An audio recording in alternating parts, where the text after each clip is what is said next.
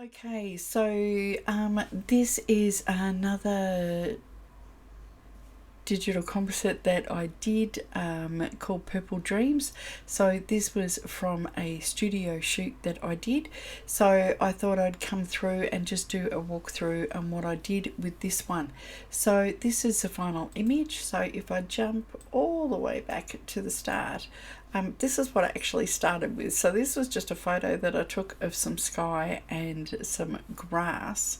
And I ended up doing a bit of a hue saturation to change the colour of the grass and even to modify the colour of the sky. There was a few other things that I did in here after I actually added my model. Now my model was actually based on 3 different images which I merged together.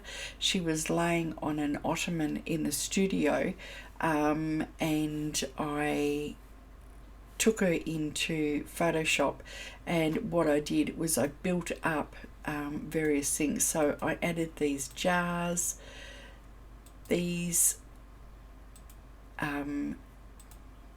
I added some wings to her as well, and did a hue saturation to those because she was wearing a purple wig and I wanted the wings to match in more with that than her dress.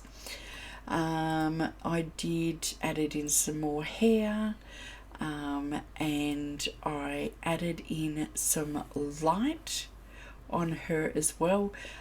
So that was by taking the image and taking it into blend effects, and I did an inner shadow, which I frequently use that, but I set it to screen instead of multiply, and I did a soft sort of very almost white but a little bit blue purplish.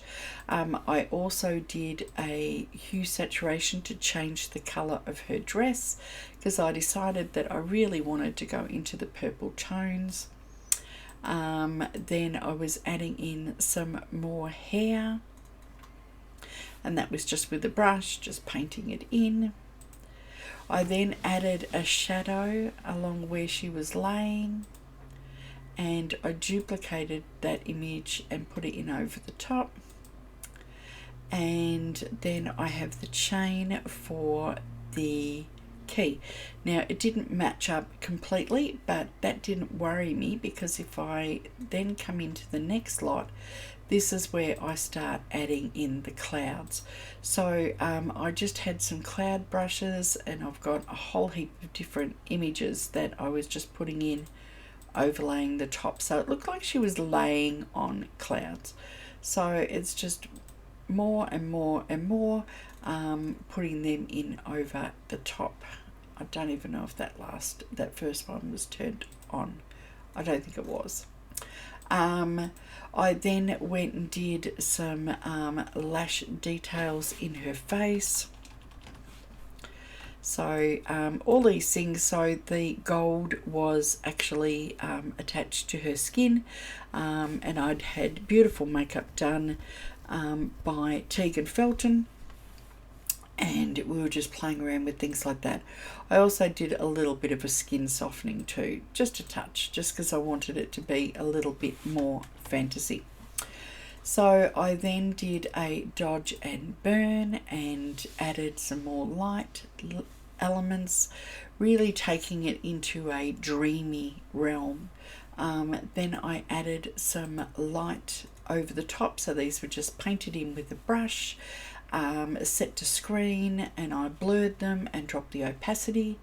I then went and with a little firefly brush that I've got, and I added a glow. I put some fireflies in those down the bottom as well. I then added a photo filter because I decided that even though I quite like where this is now, I thought I could take it a little bit further with my color grading. So I added a photo filter, which was an orange one, so it gave me that beautiful golden light. Then if I come into here, I have got so much more that I added in. So vignettes and lights, color adjustments, curves, things like that, as well as a bit of a film grain that I put in over the top of that. Then I used an action called Midsummer's Dream, which did a whole heap of things as well. And I brought that through. It's got 0% here, but maybe it was like on 1% or 2%. Or I decided I didn't like it, I'm not sure which. I did a gradient map, which was in the the sienna, sort of burnt sienna type colours, raw rumbers and things like that. Put that through. I did some colour lookup tables, things like, oops, click on the right layer. This one's teal plus orange. I tend to use the same lookup tables all the time. So there'll be edgy amber, foggy night, things like that, which I really like to use. I change the blend modes, I change the opacity, and work in that way. I then also did a colour fill, which was a set to exclusion. I really like to do that and drop the opacity down, and that tends to give an overall toning to the image.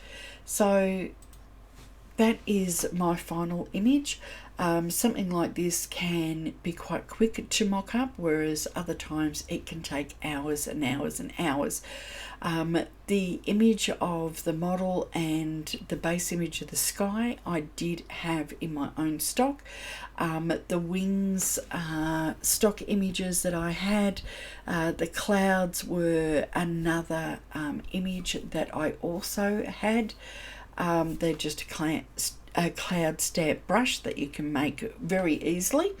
The key was, I believe, stock, and the glass jars were also stock images. So this is one that I used with a combination of my own shots as well as stock images.